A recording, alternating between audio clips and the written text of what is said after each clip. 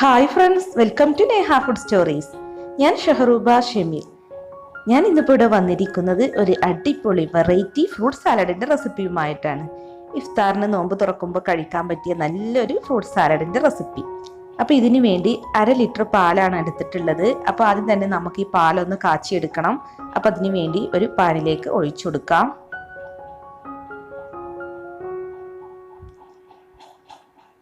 ഇനിയിപ്പോൾ ഈ പാലൊന്ന് ചൂടാക്കി എടുക്കാം. പിന്നെ ഇപ്പോൾ ഇത് യൂട്യൂബിൽ ആദ്യമായിട്ടാണ് ഇങ്ങനെ ഒരു ഫ്രൂട്ട് സാലഡിൻ്റെ റെസിപ്പി എന്ന് തോന്നുന്നു കേട്ടോ. അത് എൻ്റെ സ്വന്തം റെസിപ്പിയാണ്. അപ്പോൾ ഇനി ഇതിലേക്ക് 1/2 കപ്പ് ഓട്സ് ചേർത്ത് കൊടുക്കാം. അപ്പോൾ ഓട്സ് വെച്ചിട്ടാണ് ഞാനിപ്പോൾ ഇവിടെ ഈ ഫ്രൂട്ട് സാലഡ് റെഡിയാക്കി എടുക്കുന്നത്. ഇതിന് കസ്റ്റാർഡ് പൗഡർ ഒന്നും വേണ്ട, ഐസ്ക്രീമും ചേർക്കണ്ട. അപ്പോൾ നമുക്ക് ഈ ഓട്സ് ഒന്ന് കുക്ക് ചെയ്തെടുക്കാം. ഇത് പെട്ടെന്ന് തന്നെ കുക്കായി കിട്ടും. ഒരു 3 മിനിറ്റൊക്കെ ഒന്ന് കുക്ക് ചെയ്തെടുത്താൽ മതിയാകും. ഇനി ഇതിലേക്ക് ചേർക്കുന്നത് കണ്ടൻസ്ഡ് മിൽക്കാണ്. ഞാനിവിടെ 1/4 കപ്പ് കണ്ടൻസ്ഡ് മിൽക്കാണ് എടുത്തിട്ടുള്ളത്. അപ്പൊ ഇനി ഒന്ന് മിക്സ് ചെയ്ത് കൊടുക്കാം.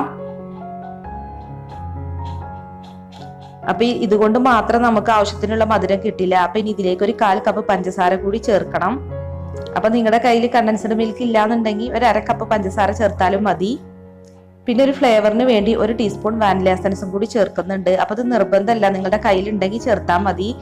ഇത് ചേർത്തില്ലെങ്കിലും നമ്മളിപ്പോൾ ഈ ഫ്രൂട്ട് സാലഡിന് ഒരു ഫ്ലേവർ കൊടുക്കാൻ വേറൊരു സീക്രട്ട് ഇൻഗ്രീഡിയൻസ് ഒക്കെ ചേർക്കുന്നുണ്ട്. അപ്പോൾ ഓട്സ് ഇപ്പോൾ ഇവിടെ കുക്കായിട്ടുണ്ട്. അപ്പോൾ ഇനി നമുക്ക് ഫ്ലെയിം ഓഫ് ചെയ്യാം. ഇനിയിപ്പോൾ ഇത് നന്നായി ഒന്ന് തണുത്ത് കിട്ടണം. അതിനുശേഷമുള്ളൂ നമുക്ക് ബാക്കിയുള്ള കാര്യങ്ങളൊക്കെ ചെയ്യാൻ പറ്റുള്ളൂ. അപ്പോൾ ഇത് തണുക്കാൻ വേണ്ടി നമുക്കൊരു ബൗളിലേക്ക് മാറ്റാം.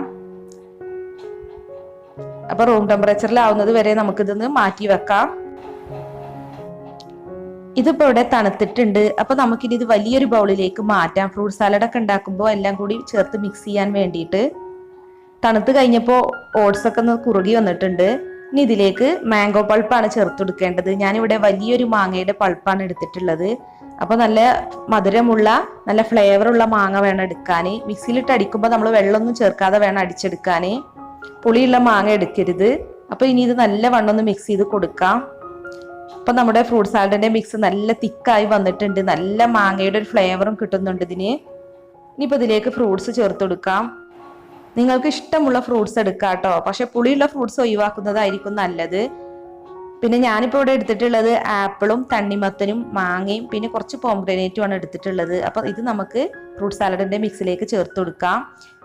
നമ്മൾ ഫ്രൂട്ട്സ് ഇട്ട് കഴിഞ്ഞാൽ പിന്നെ ഇത് ഫ്രിഡ്ജിൽ വെച്ച് നന്നായി തണുപ്പിച്ചെടുക്കണം കേട്ടോ. അതിനുശേഷം വേണം ഇത് സെർവ് ചെയ്യാൻ. നന്നായി തണുപ്പിച്ചെടുത്താലുള്ള നല്ല ടേസ്റ്റ് ഉണ്ടാവുക. അപ്പൊ ഫ്രൂട്ട്സ് ഒക്കെ മിക്സ് ചെയ്തതിന് ശേഷം നമ്മൾ ഫ്രിഡ്ജിലോട്ട് മാറ്റിയാലും മതി. അപ്പോൾ ഇത്രയേ ഉള്ളൂ, നമ്മുടെ മാംഗോ ഫ്ലേവറിലുള്ള ഓട്സ് ഫ്രൂട്ട് സാലഡ് ഇവിടെ റെഡി ആയിട്ടുണ്ട്. ഇനിയിപ്പോൾ ഇത് സെർവിങ് ഗ്ലാസ്സിലേക്ക് പകർത്താം. അപ്പൊ ഇത് Neha food story special fruit salad ആണ്. അപ്പൊ എല്ലാവരും ഒന്ന് ട്രൈ ചെയ്ത് നോക്കണം കേട്ടോ. എന്നിട്ട് ഫീഡ്ബാക്ക് അറിയിക്കണം. അപ്പോൾ ഈ വെറൈറ്റി ആയ മാംഗോ ഫ്ലേവറിലുള്ള ഫ്രൂട്ട് സാലഡിന്റെ റെസിപ്പി എല്ലാവർക്കും ഇഷ്ടമായെന്ന് കരുതുന്നു. അപ്പോൾ ഈ വീഡിയോ കണ്ടിട്ട് ഇഷ്ടമായിട്ടുണ്ടെങ്കിൽ ഒന്ന് ലൈക്ക് അടിച്ചേക്കണേ. പിന്നെ നിങ്ങളുടെ ഫ്രണ്ട്സുമായി വീഡിയോ ഷെയർ ചെയ്യാനും മറക്കരുത് കേട്ടോ. അപ്പോൾ നാളെ മറ്റൊരു അടിപൊളി വീഡിയോയുമായി നമുക്ക് വീണ്ടും കാണാം. താങ്ക്